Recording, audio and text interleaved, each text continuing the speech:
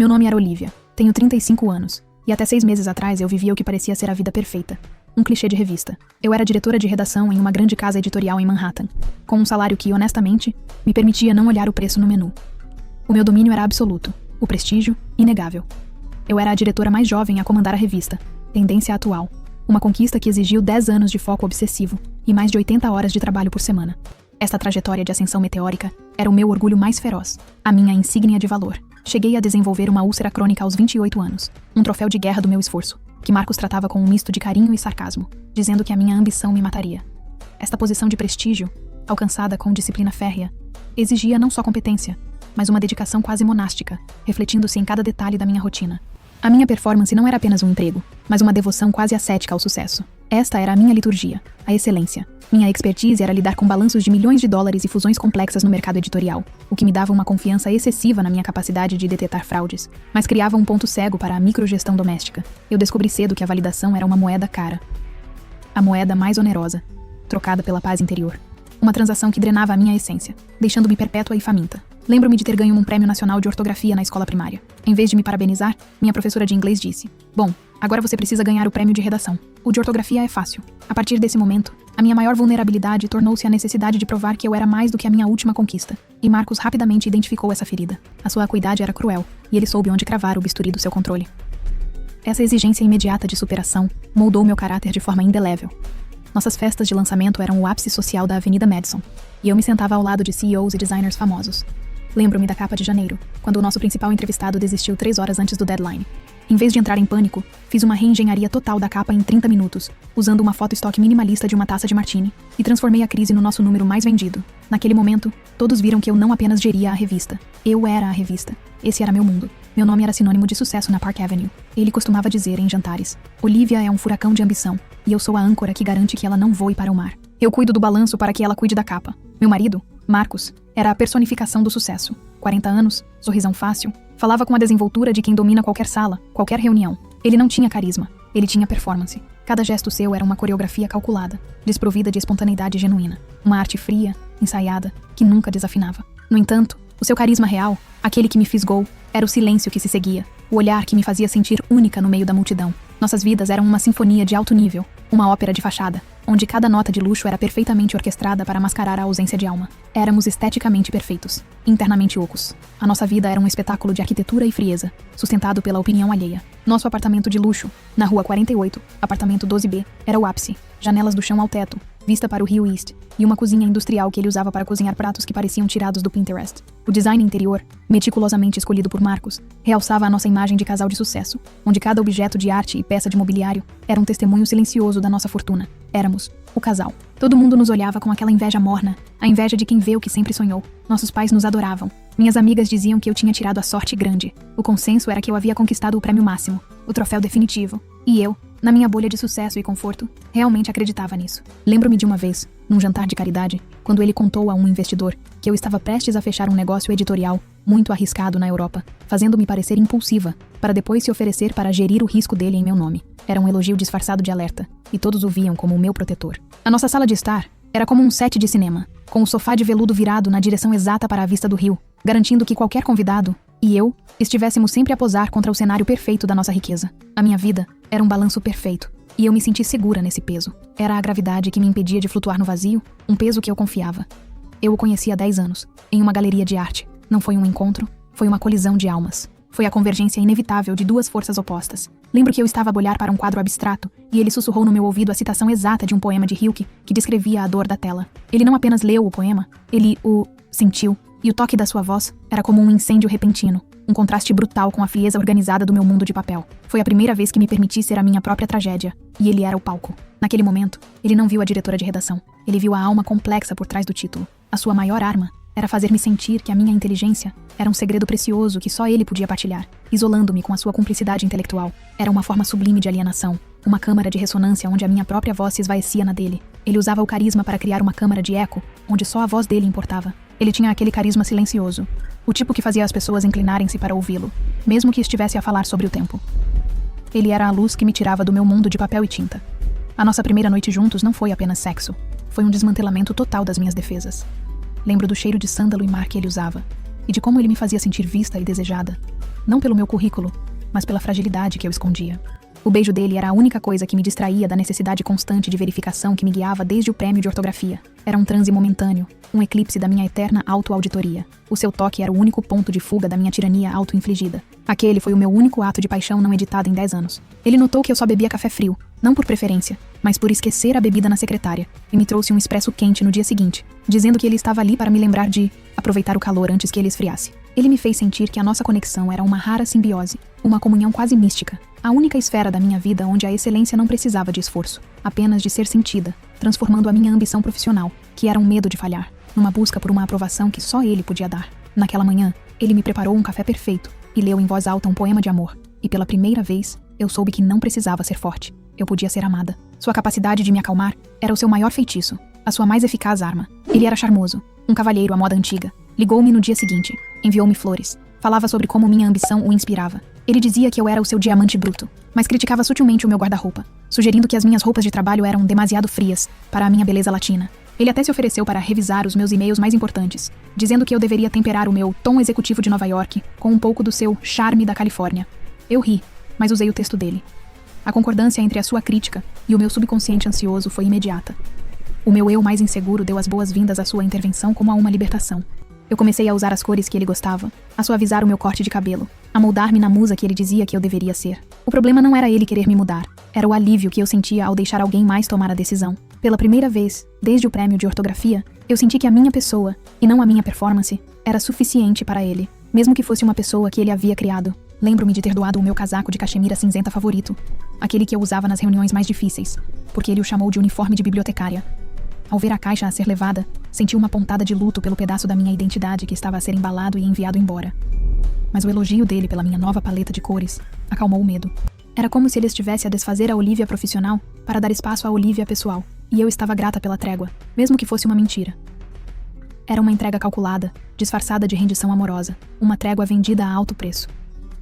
Eu vinha de uma família rígida, onde o afeto era medido em diplomas e conquistas, onde a ternura era quantificada em méritos tangíveis e a validação era um balanço contabilístico.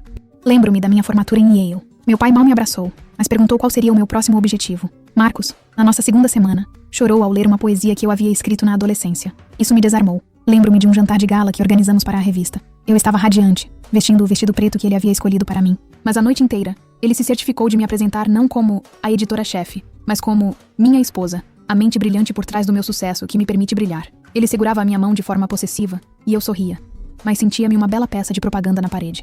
Marcos me deu calor, me deu a sensação de pertencimento, de que a luta finalmente tinha acabado. Em troca, eu ofereci-lhe a minha confiança, e crucialmente, minha estabilidade. No primeiro ano de casamento, ele, de forma lisonjeira, sugeriu que contratássemos um consultor financeiro externo para gerir meus bônus e investimentos, dizendo que eu era valiosa demais para ser sobrecarregada com a minúcia das planilhas. Eu fui persuadida. O consultor, claro, era um sócio dele que lhe deu acesso total aos meus ativos. A transferência de ativos foi sutil, quase indolor, executada com a precisão de um cirurgião. Para solidificar essa delegação, ele criou uma subcomissão de gestão familiar, dando à gestão doméstica de ativos um título corporativo pomposo, uma burocracia desnecessária que serviu de perfeita cortina de fumaça, um véu de competência. Eu, acostumada a gerir a macroeconomia da editora, aceitei com prazer, pois me livrava do trabalho de casa trivial, sem perceber que estava a entregar a ele a chave do cofre. Eu era a rocha, ele era o artista, o visionário. Eu cuidava do dinheiro, das contas de investimento, ele cuidava da imagem social, das viagens, dos jantares. Essa era a dinâmica. Eu criava a base financeira segura, e ele a tornava deslumbrante.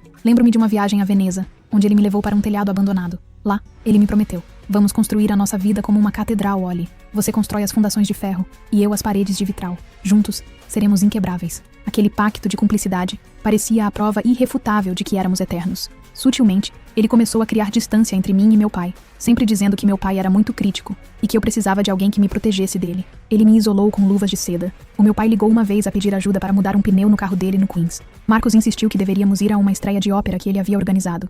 Ele disse: deixe seu pai cuidar das suas próprias batalhas, Ollie. Você é valiosa demais para mexer com pneus. Sempre que eu tentava ligar para ele de volta, Marcos estava por perto, a sugerir que eu deveria desligar e aproveitar o momento. Eu comecei a associar a minha ambição a uma rejeição dele. Eu sentia o meu estômago afundar, mas a ideia de ter alguém a me considerar valiosa demais para tarefas banais era viciante. Uma droga de ego que compensava o vazio da minha infância e preenchia as minhas lacunas emocionais.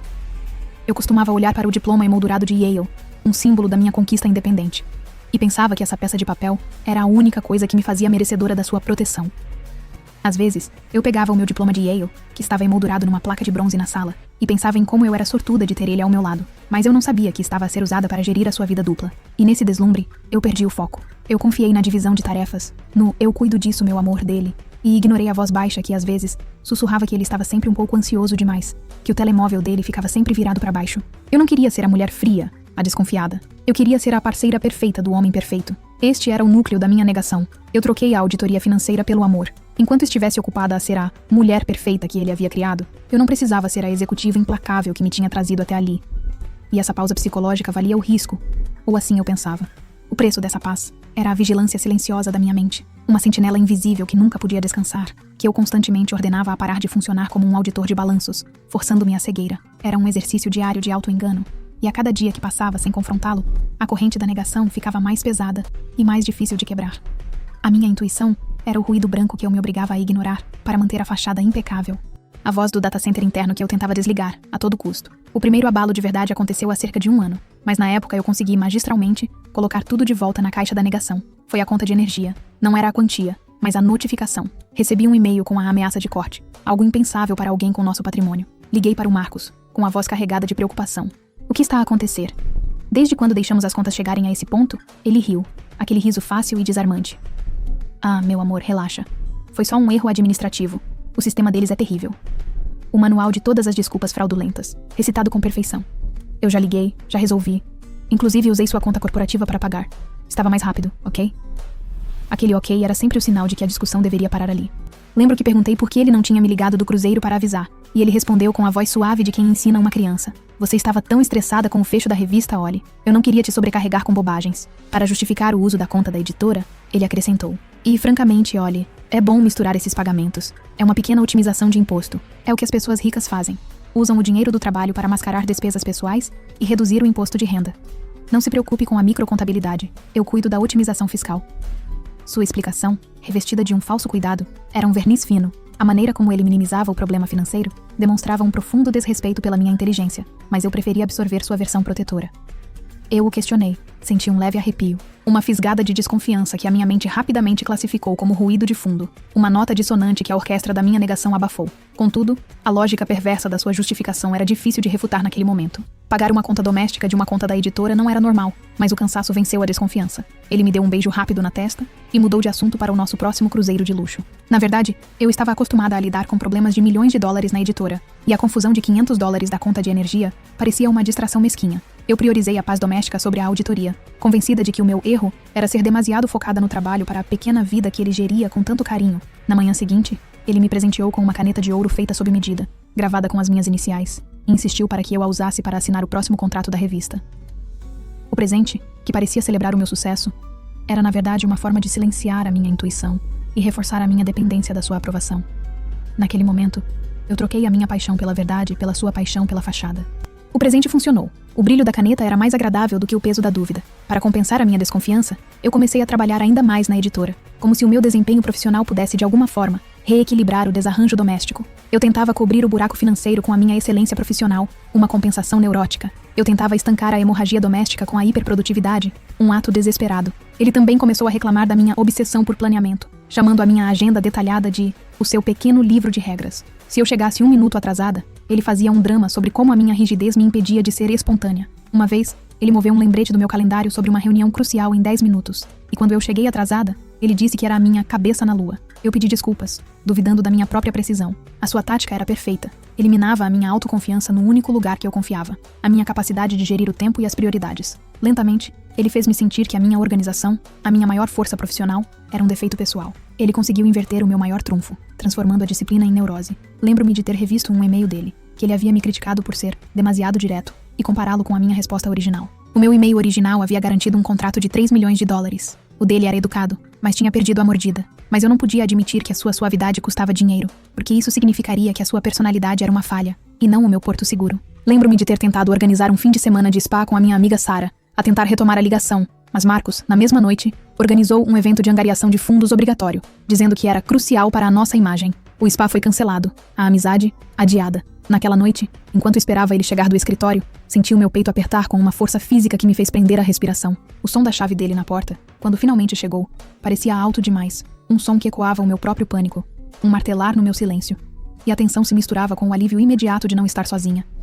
Na verdade, era o meu medo de enfrentar a solidão que ele explorava. A nossa paixão tinha sido substituída por um hábito caro e previsível. Eu estava acostumada a gerir crises de deadline na editora, onde a pressão era externa e lógica. Mas essa crise, essa dúvida que ele plantava, era interna, e eu não tinha ferramentas para editá-la. Mais tarde, naquela noite, ele me levou para o terraço, acendeu velas e pôs a nossa música, La Vie en Rose. Ele me abraçou, e eu me lembro de ele ter dito: "Nós, olhe, o nosso amor é a única coisa real." Ele me beijou no topo da cabeça, onde durante anos, ele disse que estavam os meus mapas estelares de ambição. Ele sussurrou que a única coisa que importava era a pele sob o luar, e que o dinheiro era apenas papel sujo. O cheiro das velas de baunilha e a vista das luzes de Manhattan criavam um campo de força sensorial que dissolvia qualquer dúvida. Um vórtice de sedução que paralisava o meu raciocínio e anestesiava a minha intuição. Lembro-me de ter fechado os olhos e agarrado a camiseta dele, desesperada para que aquele momento de sedução fosse a verdade. A dúvida desapareceu, engolida pela beleza do nosso ritual. Naquela semana, ele me mostrou folders de um terreno em East Hampton, dizendo que estávamos a planear construir a nossa casa de verão. A ilusão de futuro era o seu melhor anestésico. A crise de ansiedade passou. Eu me senti estúpida por ter desconfiado. O alívio era a moeda da minha traição a mim mesma, a minha rendição mais dolorosa. Claro que Marcos não faria nada de errado. Éramos um time. O problema devia ser, como ele disse, o sistema terrível. Eu lembro de ter me justificado mentalmente. Ele é um homem de negócios. Coisas pequenas escapam. Ele não é a administradora fria que eu sou. Eu queria que ele fosse o homem perfeito que eu casei. E a minha mente fazia malabarismos psicológicos para manter essa ilusão intacta. Eu precisava desse casamento. Eu precisava dessa estabilidade, dessa imagem. Olhava para o meu anel de noivado de diamante de corte princess e dizia para mim mesma: está tudo sob controle. Eu era Olivia, a mulher que resolvia problemas, que fazia números funcionarem, que reescrevia narrativas complexas.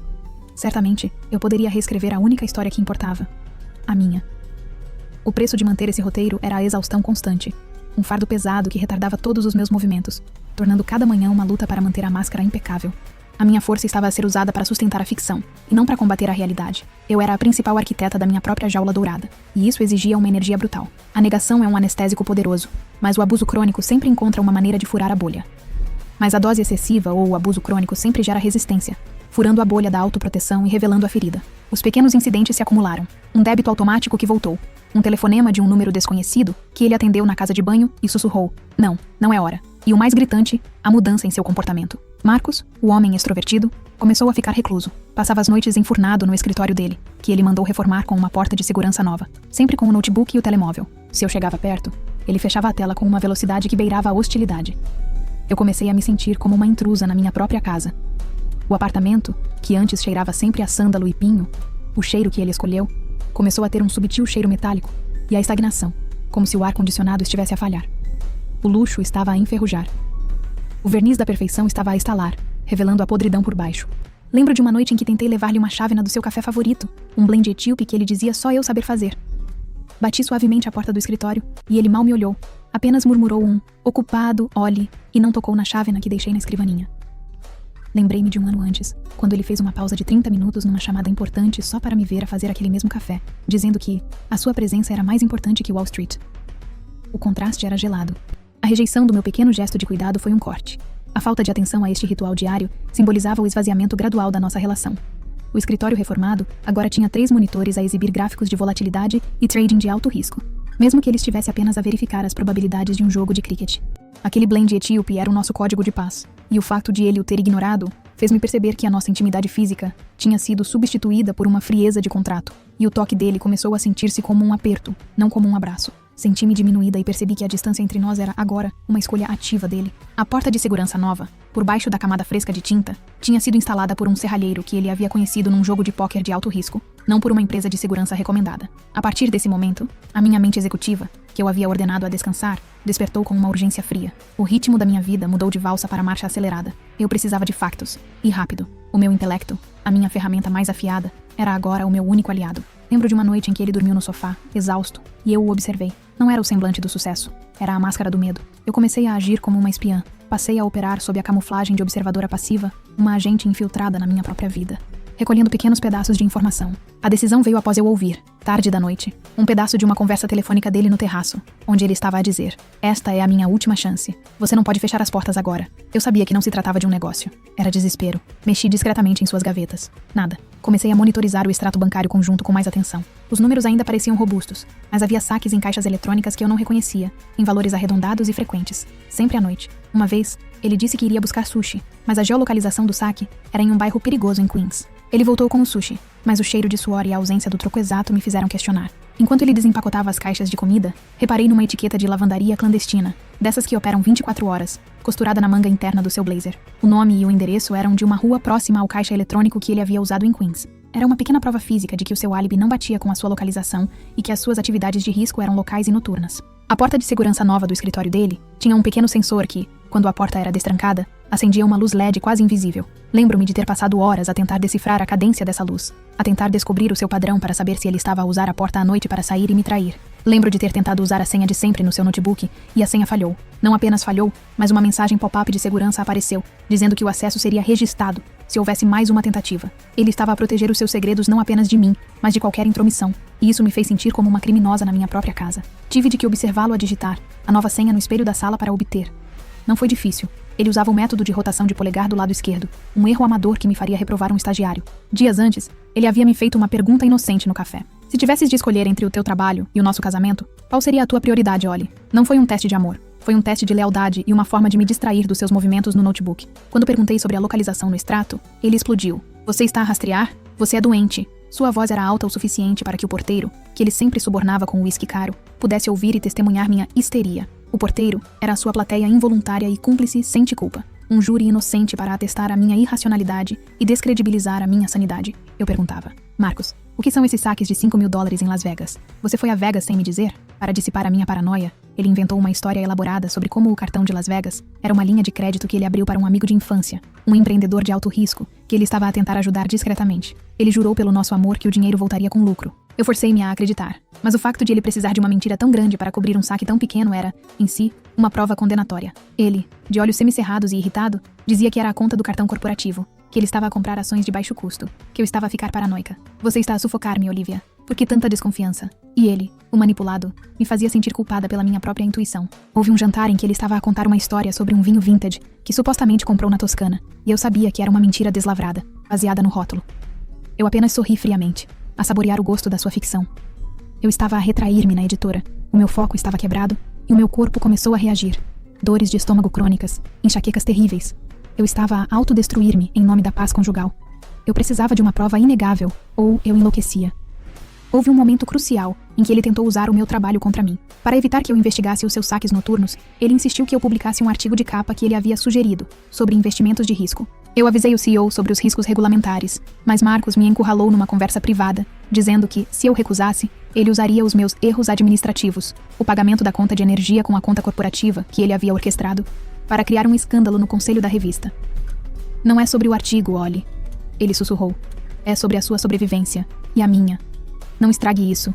Eu publiquei o artigo, sentindo o peso da traição profissional, mas era a única forma de silenciá-lo temporariamente e manter o meu posto para a investigação. O meu silêncio era uma manobra tática de sobrevivência, um recuo estratégico. Eu lembrei que o meu anel de noivado, o diamante de corte princess, tinha ficado frouxo no meu dedo. Não era um símbolo de amor, mas de quanto eu havia encolhido sob o peso do seu segredo. A ironia era que, enquanto eu arriscava a minha carreira para o proteger, a minha vida estava a desmoronar-se num silêncio que só a solidão conhece. Naquela noite, eu respirei fundo, lenta e deliberadamente, como se estivesse a mergulhar, sabendo que, para encontrar a verdade, eu teria de suportar a escuridão no fundo daquele poço. A minha respiração tornava-se o único ritmo que eu podia confiar, a âncora do meu ser, um som de fundo que gritava: resista. A prova veio de forma feia e violenta, como tudo que é baseado em mentira. Eu estava a limpar o escritório. Ele havia viajado a trabalho, ou assim disse, quando meu olhar caiu sobre um envelope esquecido debaixo de uma pilha de documentos fiscais antigos, dentro da caixa de charutos dele, um presente meu. O envelope estava endereçado a Morador, Rua 48, apartamento 12B.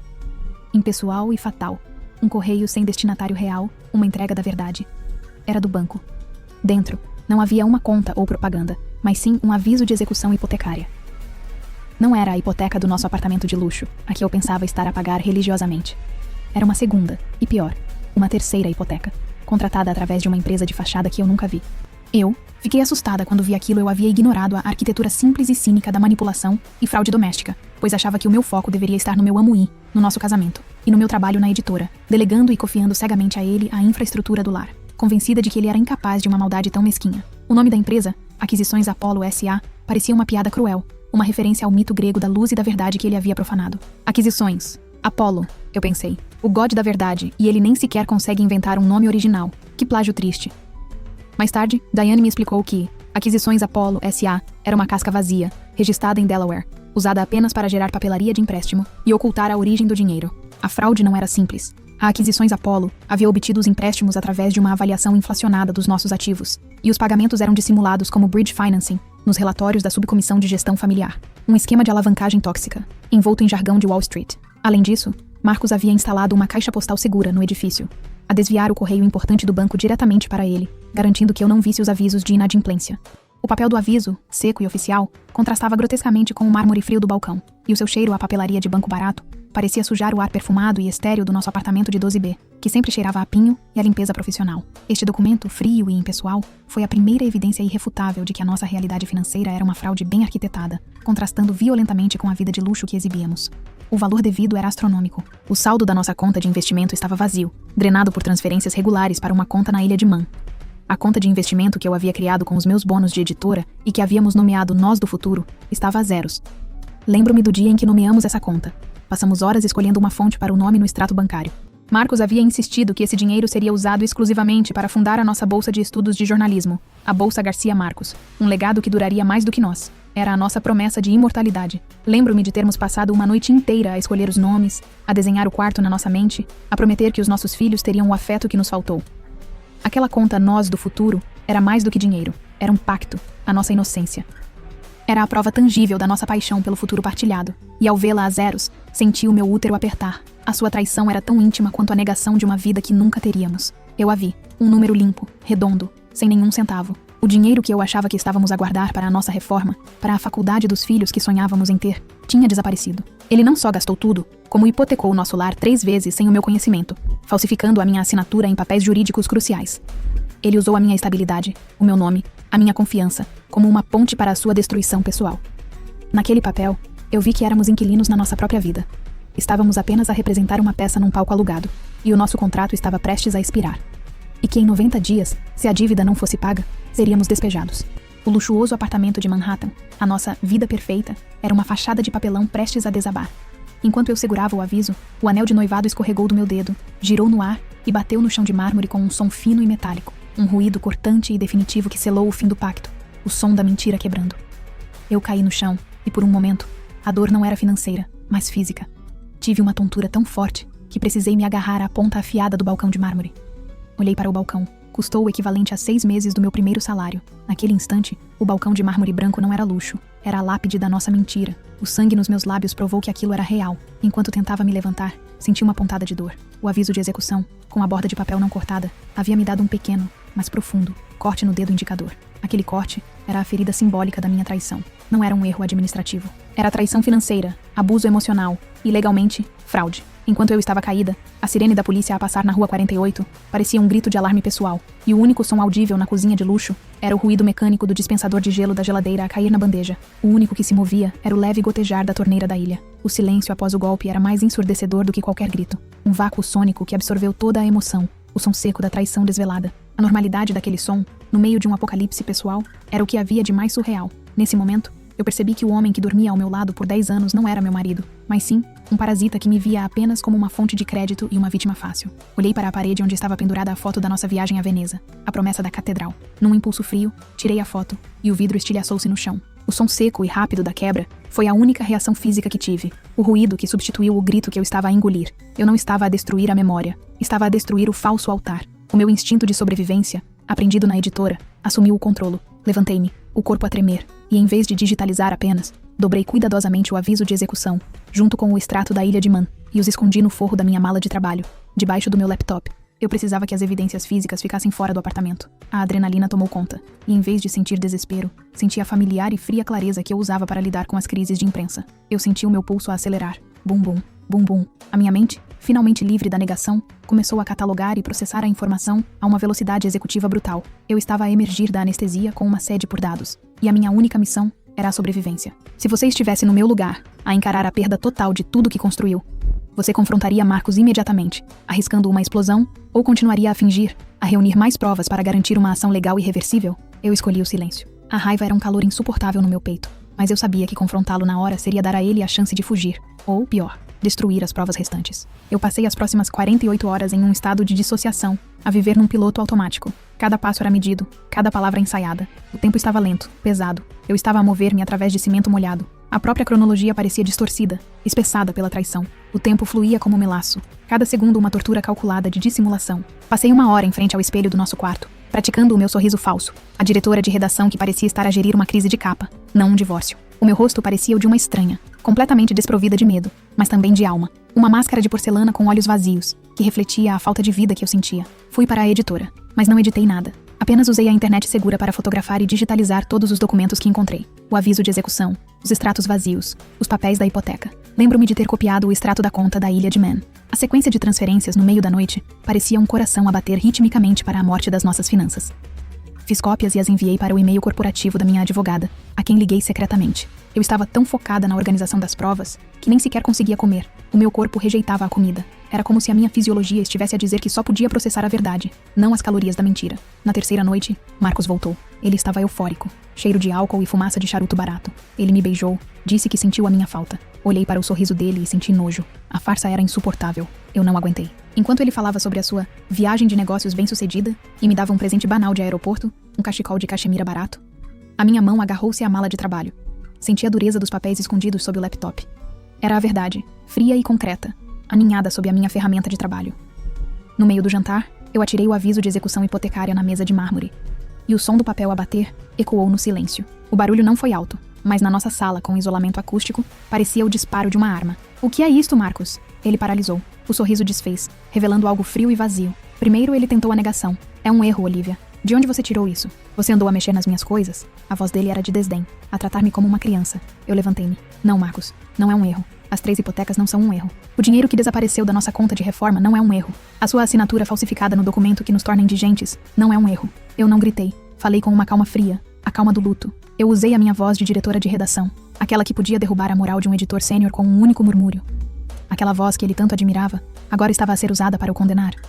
Eu era mestra na arte da persuasão silenciosa. A minha voz de capa, o tom que usava para fazer um bilionário aceitar um cover minimalista, não admitia réplica. Era a inflexibilidade de um contrato sem cláusula de rescisão, a voz da razão implacável. Foi essa calma que o quebrou. A primeira coisa que ele fez não foi responder, mas sim um movimento rápido para tentar arrancar o papel da mesa. Mas eu bati na mão dele, uma ação instintiva que nunca pensei que teria, e ele se encolheu de surpresa. O silêncio estalou, quebrado pela sua descrença. Ele perdeu o controlo, gritou que a culpa era minha, que eu o pressionava demais, que ele precisava de um pouco de emoção, e que as apostas eram a única maneira de se sentir vivo. Ele não procurava dinheiro, procurava o frisson, a paixão de alto risco que ele não conseguia sentir no conforto da nossa vida. O meu casamento era o seu casino. Quando o copo de água se partiu no chão, o copo que eu havia comprado em Milão, que ele disse ser o mais bonito do mundo, Marcos avançou, e eu pensei que ele me ia atingir. Senti a respiração dele, o cheiro azedo do pânico a misturar-se com o álcool. O meu corpo congelou, mas a minha mente desativou-se. A minha paralisia física foi imediatamente substituída por uma hiperfoco frio. O medo deu lugar à análise de risco pura e ao cálculo de sobrevivência.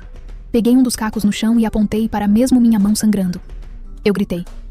Ataque-me, e eu apresento as provas à polícia amanhã de manhã. O teu advogado de defesa não vai conseguir justificar a agressão doméstica, e a fraude parecerá um erro.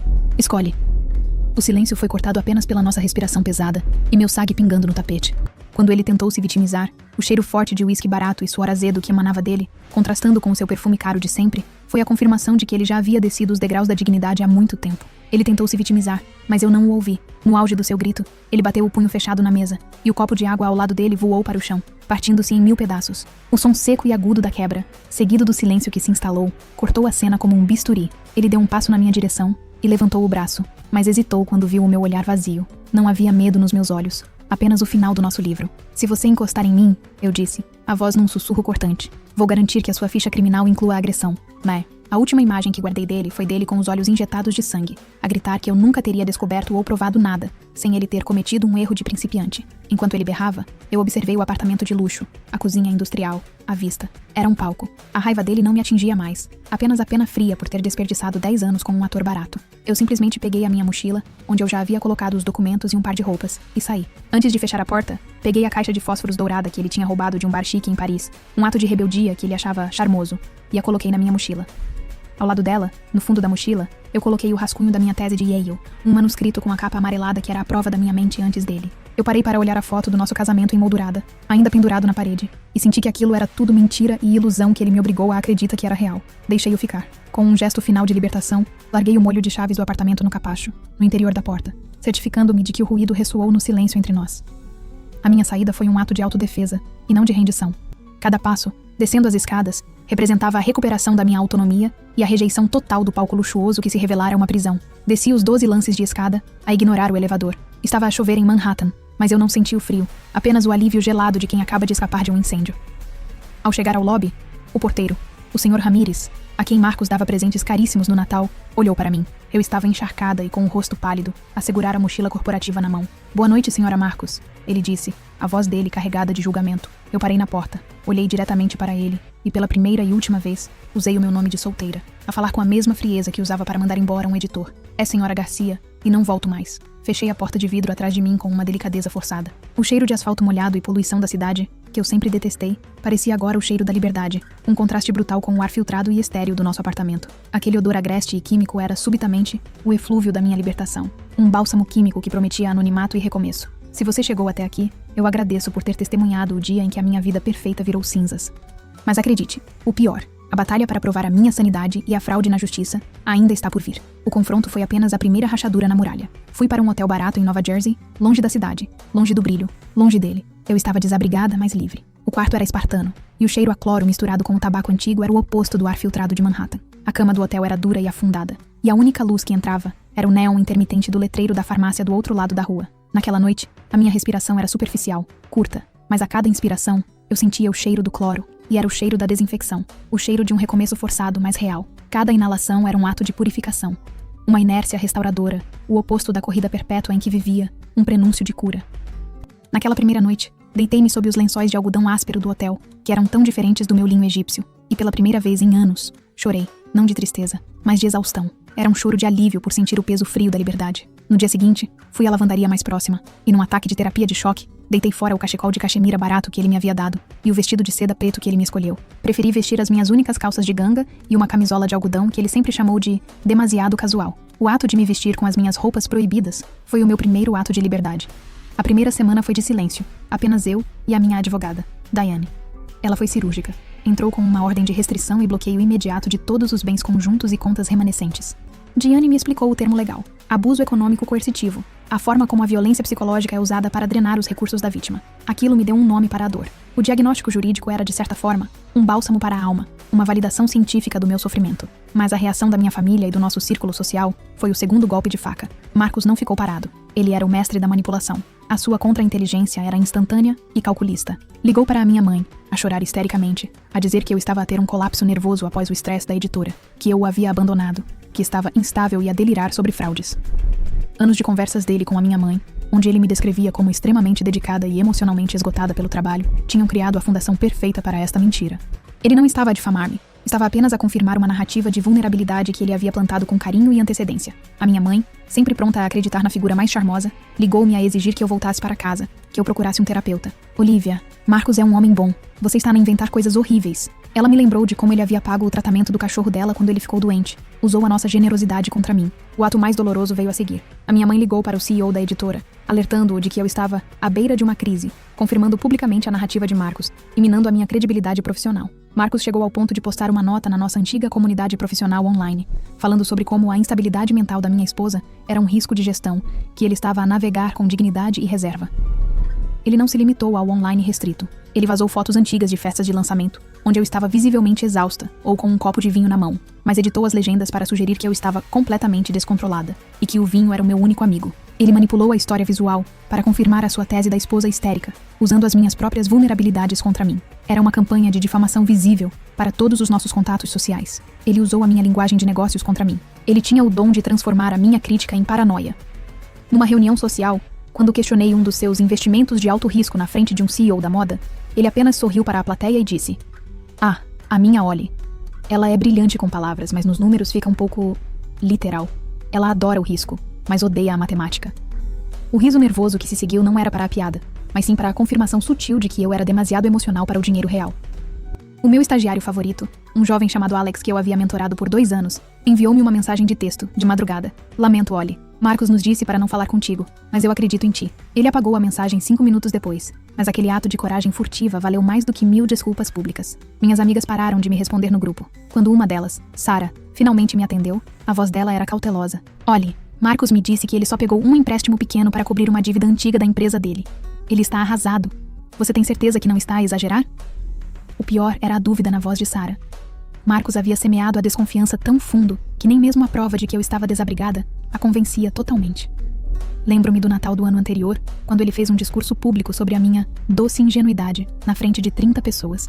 Era um elogio disfarçado, mas o objetivo era claro: estabelecer que eu era a parte menos esperta do casal, a que não deveria ser levada a sério. Eu lembrei que uma vez, no início do nosso namoro, ele chegou 2 horas atrasado para o meu jantar de aniversário com meu pai e, em vez de pedir desculpas, virou-se para mim e disse: "Você devia ter me lembrado que o trânsito nesta cidade é uma piada, Ollie."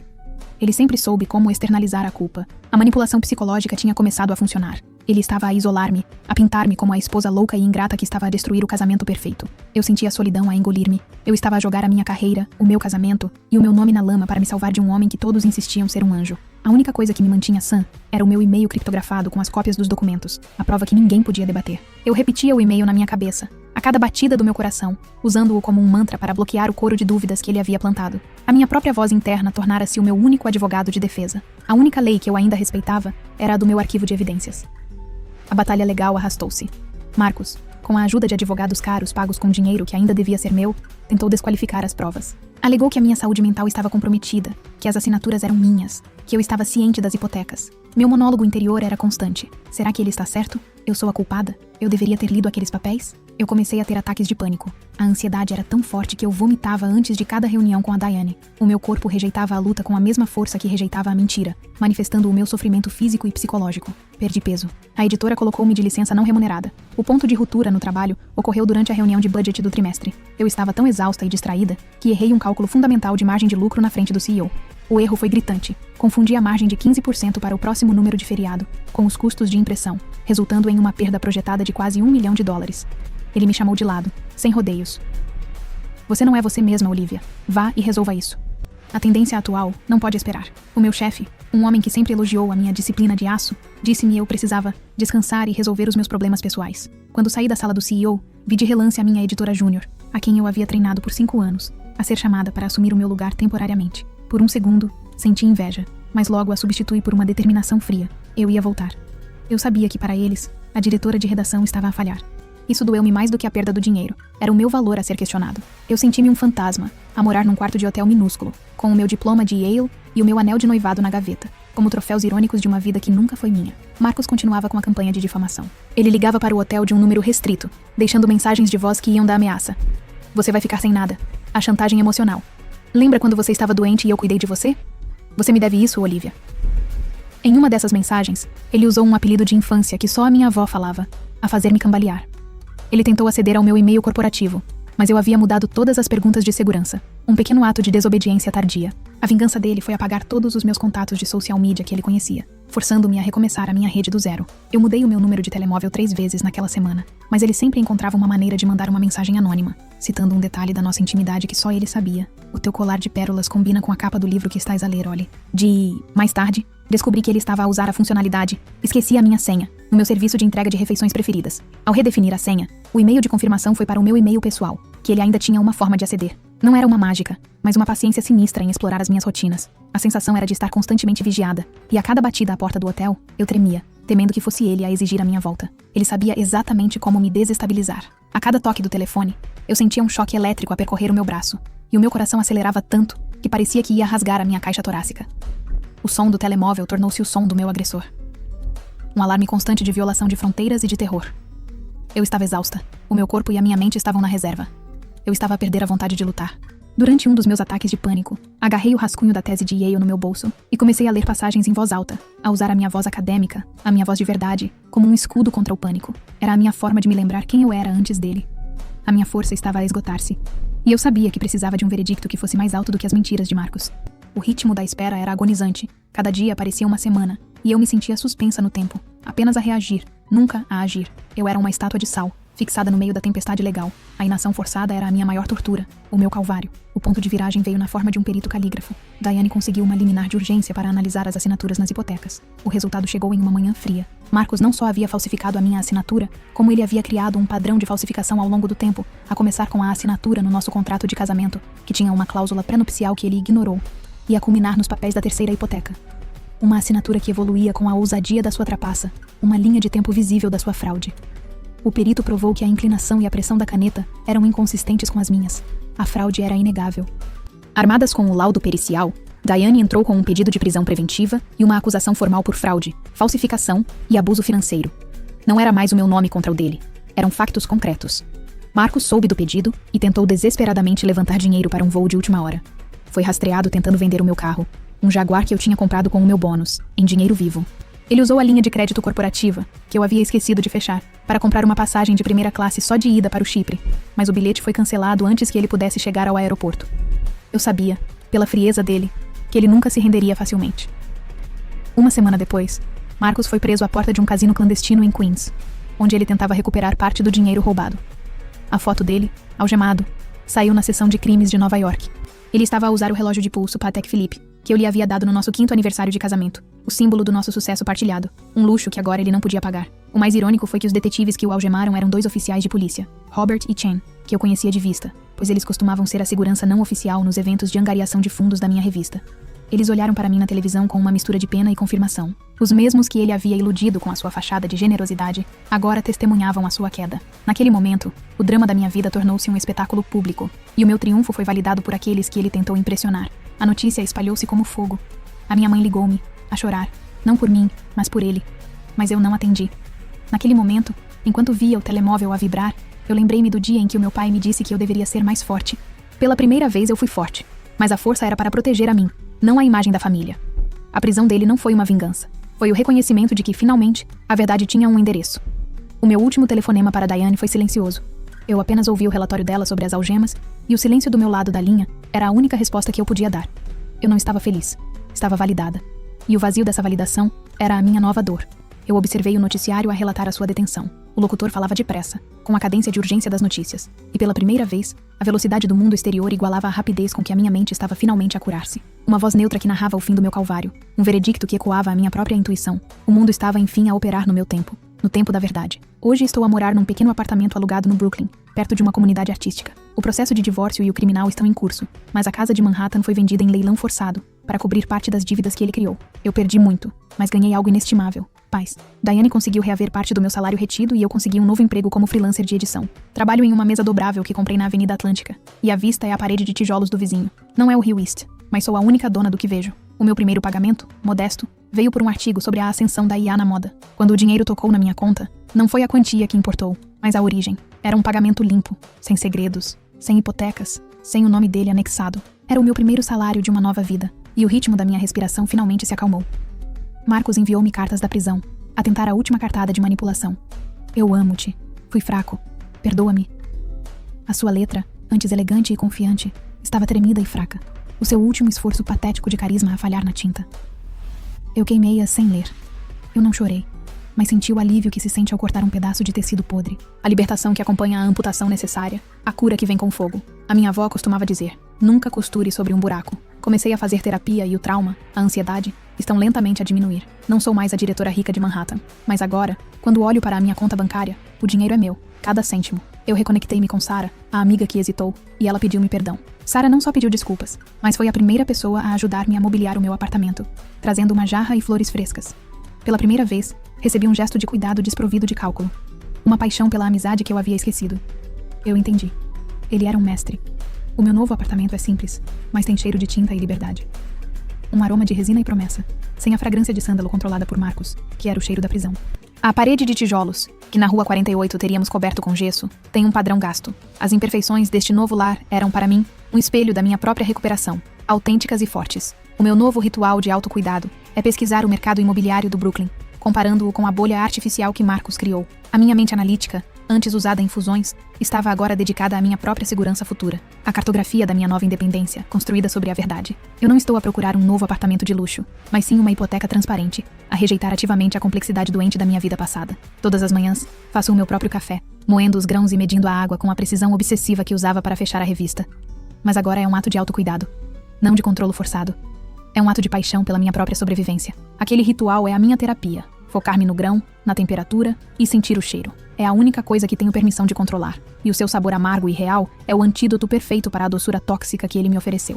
Lembro-me da minha avó a dizer que o remendo mostra que o tecido aguentou. Eu gosto do remendo. Perto da porta, há uma pequena florista. O dono, um senhor chileno chamado Gabriel, sempre me dá uma rosa que ele não vai conseguir vender no final do dia. Uma vez, quando ele soube que eu estava a trabalhar numa nova proposta de freelancer, ele insistiu que eu levasse um pote de café da sua terra natal, para o foco. Não havia segundas intenções, apenas bondade aleatória. O cheiro daquela rosa, que não custou nada, vale mais do que todos os diamantes que Marcos me deu. A minha terapeuta chamou a minha recuperação de reengenharia de valor. Onde eu antes via o meu valor no meu salário, agora vejo-o na minha paz. Aos poucos, estou a aprender a ser validada pela minha própria presença, e não pelo meu desempenho. O caminho é longo, mas cada passo é meu. Eu já não uso a minha força para carregar o fardo dele. Eu uso-a para caminhar, leve. Eu fecho os olhos e sinto a lentidão, a quietude do meu novo eu. E o ritmo do meu coração já não é uma corrida de pânico, mas um compasso constante, firme e só meu. É a cadência da autossuficiência, a sinfonia da minha liberdade. Eu ainda acordo no meio da noite, a verificar a minha carteira e o telemóvel. O trauma deixa cicatrizes, e a desconfiança é a mais difícil de curar. Mas hoje, eu sei que a maior fraude não foi a hipoteca tripla, mas sim a vida que eu aceitei viver para manter a imagem do casal perfeito. Eu perdi-me no reflexo dele, e levei 10 anos para me encontrar de volta no porão de um hotel barato em Nova Jersey. A lição mais importante é brutal. Confie no seu instinto. Se a sua barriga dói, se a voz na sua cabeça diz que algo está errado, não se chame de paranoica, chame-se de sobrevivente. O verdadeiro luxo não é um apartamento de luxo em Manhattan, mas sim a certeza de que a pessoa ao seu lado é um parceiro, não um ladrão. Marcos tirou-me o patrimônio, mas deu-me uma força que eu nunca teria descoberto de outra forma. Eu sou Olivia, e eu estou a reconstruir a minha vida, um parágrafo de cada vez. E desta vez, a história é verdadeira. Deixe o seu like e inscreva-se no canal. Para não perder novas histórias, clique no card acima para mais vídeos.